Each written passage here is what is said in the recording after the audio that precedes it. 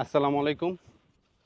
জাপানে উচ্চশিক্ষা কাজ এবং স্থায়ী বসবাসের জন্য জাপান যাওয়ার কথা চিন্তা করছেন, তাদের জন্য এই ভিডিওটি। জাপানে যদি স্টুডেন্ট ভিসা যেতে চান ২০২৫ সালে অ্যাপ্লিকেশন, তাহলে এখনই সময় জাপানিজ ভাষা শেখার।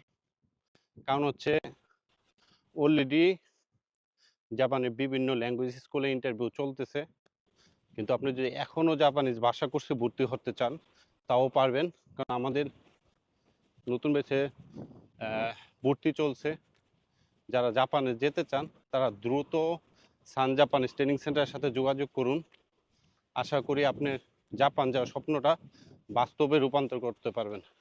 কেননা সান জাপানিজ ট্রেনিং সেন্টার বরাবরই সফলতার হার দিয়ে আলহামদুলিল্লাহ অনেক এগিয়ে আছে বাংলাদেশের মধ্যে।